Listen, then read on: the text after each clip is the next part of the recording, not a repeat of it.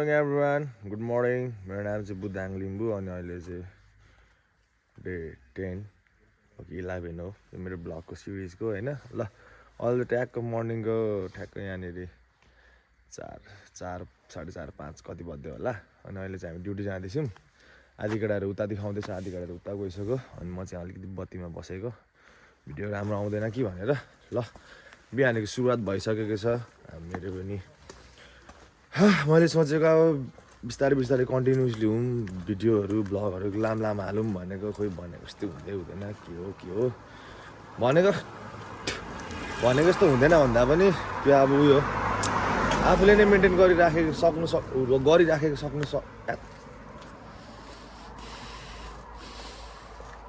Control बुधाङ control आफूले नै सकिराखेको छैन भनेको जस्तो गर्नु होइन। मलाई चाहिँ खडको रिस उठ्छ, त्यही भएर यहाँनिर कति कुरोहरू पनि। तर फेरि अहिले म यहाँ देश छोडिदिएपछि चाहिँ कति कुरोहरू मैले कन्ट्रोल गर्ने भइसकेको छु होइन। धेरै कुरोहरू सोचेर सम्झेर चल्नुपर्छ देश छोडिसकेपछि चाहिँ कुरा हो। अथवा साथीभाइ दिदी बहिनी होइन, केटाकेटी सबैलाई भनेको चल्नुपर्ने रहेछ। अप्पर तनाव हुने रहेछ। मेरो चाहिँ यस्तो ब्याड लक चलिरहेछ नि। तर अब खोइ त्योसँग काटियो कि काटिएन होइन। तर मसँग यहाँनिर आएपछि दुईवटा वर्स्ट थिङ भयो क्या, अप्पर नराम्रो कुरो क्या। जो चाहिँ नि नर्मल मान्छेले भएको भए त्यसलाई त्यहीँनिर डिप्रेसनले एट्याक हान्थ्यो होइन, नत्र एट्याक हान्थ्यो। त्यस्तो अप्पर क्या दुईवटा चिज होइन, दुइटै तर अप्पर इम्पोर्टेन्ट होइन।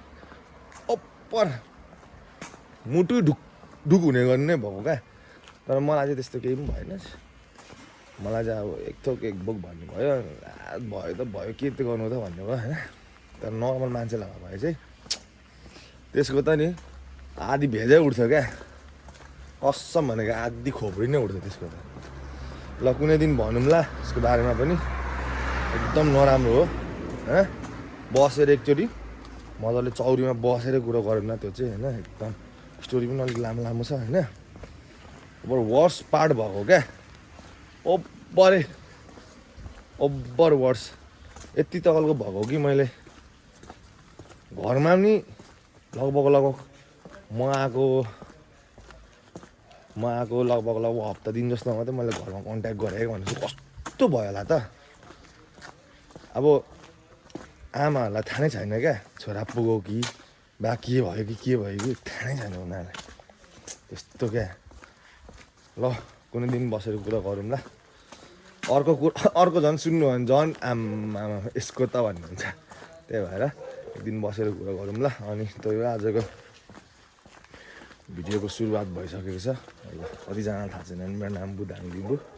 अनि अहिले चाहिँ म रोमानियाको मिडियास भन्ने सिटीमा छु। मिडियास भन्छ कि मिडियास भन्छ, यिनीहरूको प्रोनाउन्सिएसन हाम्रोभन्दा अलिक फाल्टो हुँदो रहेछ। अब हामी चाहिँ अब प्रोनाउन्स गर्दा चाहिँ मिडियास भन्छौँ, उनीहरूले चाहिँ मिडियास कि मेडियास कि के भन्छ क्या उनीहरूले। उनीहरूको हल्का प्रोनाउन्सिएसन चाहिँ मिल्दैन, तर भन्ने शैली चाहिँ एउटै हो। त्यही भएर ल अलराइट। यहाँनिर चाहिँ अहिले अलिक समय भएको छैन, तर अलिकति अहिले टाइम बित्दै गएपछि दामी सनराइज हुन्छ अनि त्यहाँदेखि सनसेट हुन्छ होइन। यो बबाल छ, यो चाहिँ लेक अरे यहाँनिरको किनारा जस्तो छ। चिसो छ है मौसम चाहिँ। तर ल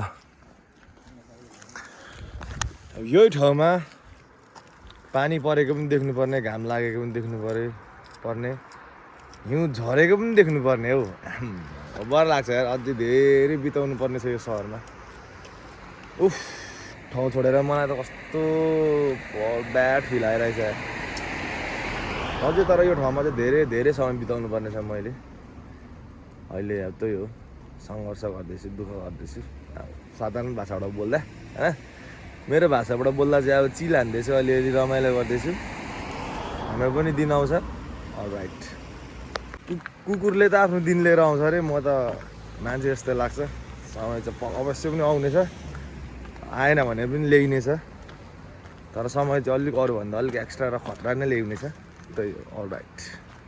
भने है फेरि अब के हुन्छ, कहाँ हुन्छ, कस्तो हुन्छ भगवान्लाई प्याट्टै सुन्दैछ मैले बोलेको पैसा कमाउनु पाऊँ ल ए केटाहरू गयो भनेको त यही रहेछ हौ यहीँ रहेछ गयो होला भनेको त अहिले चाहिँ हामी यहाँनिर बाहिर छौँ होइन हामी ठ्याक्क खाजा खाइसक्यो अब केटाहरू सबै भित्र छिर्दैछ म पनि भित्र छिर्ने अब यहाँ अहिले मार्छ यस्तै छ ल अब यो हाम्रो लास्ट ब्रेक हो अब त्यसपछि अब 2 घन्टापछि छुट्टी छ भोलि छुट्टी छ 2 घन्टापछि यहाँ पनि छुट्टी भोलि पनि छुट्टी अब यस्तै छ ल भोलि चाहिँ सायद अब कहाँ गइन्छ होला के हुन्छ होला जस्तो लाग्दैछ पक्कै पनि के न के रमाइलो हुन्छ होला भोलि स्टेट्युन त्यसको लागि फलो गर्नु सब्सक्राइब गर्नु बवाल हुन्छ को नयाँ हुनुहुन्छ फलो गरेर राख्नु होला युट्युबदेखि फेसबुकदेखि हेर्दै हुनुहुन्छ भने चाहिँ अनि युट्युबदेखि हेर्दै हुनुहुन्छ भने चाहिँ सब्सक्राइब गरेर बेलायकन अलमा सेट गर्नु बवाल भइहाल्छ अलराइट विष्णुको रकिङ भइहाल्छ है किन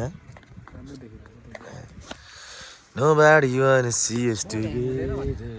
मेरो त त्यस्तो ल्याग त्यस्तो उयो त हुँदैन मेरो त के चेन्ज गर्यो के हो यार जब मैले त्यो ब्याक बन्दाले फेरि त्यसपछि मात्रै मेरो बढ्ता जस्तो फिल भइन्छ नि हैन डाटाले पनि हुन्छ दाइ डाटाले पनि हुन्छ डाटाले गर्दा मेरो पनि उयो हुन्छ तर त्यस्तो साह्रो हुँदैन मेरो त्यो धेरै त्यो घाममा राख्यो भने अब त मैले मोबाइल पनि खासै नचलाउने सोचमा छु किन भन्दाखेरि अब गर्लफ्रेन्ड छैन केही छैन घरमा अब 10-15 मिनेट कुरा भइहाल्छ अनि सकिन्छ साथीभाइसँग कहिले काहीँ हुन्छ धेरै टिभीको मोबाइल धेरै नचलाउ होइन त्यो एकदम राइट हो अब गर्लफ्रेन्ड भएको भएन गर्लफ्रेन्डसँग यसो झुमिनु हुन्थ्यो दुःख सुन्दिम है दुःख सुन्दिम उसको दुःख यही हो फेरि यहाँनिर के अरे केटी नभएको के अरे केटाहरूको दुःख फेरि यहाँनिर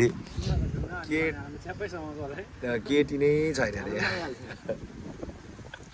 सबै बुढीहरू मात्रै छ अरे तर यहाँनिरको प्राय यङ्स्टरहरू प्राय उयोहरू चाहिँ त सबै बाहिर जर्मन जर्मन फ्रान्स स्पेनहरू जाँदो रहेछ अनि उनीहरूले त्यहाँ कमाउँदो रहेछ क्या हामी जस्तो क्या यहाँ चाहिँ प्रायः जस्तो कुन कम्पनीमा 90% चाहिँ बाहिरै छ भइहाल्छ नि यङ्स्टरहरू बुढी मात्रै यहाँ बस्दो रहेछ यहाँ बसेर फेरि उयो काम गर्ने के गर्ने उता त्यस्तै रहेछ यार यहाँनिर त्यस्तै रहेछ हाम्रो जस्तै नेपाल जस्तै नै रहेछ यस्तै क्या यहाँको यङहरू सबै बाहिर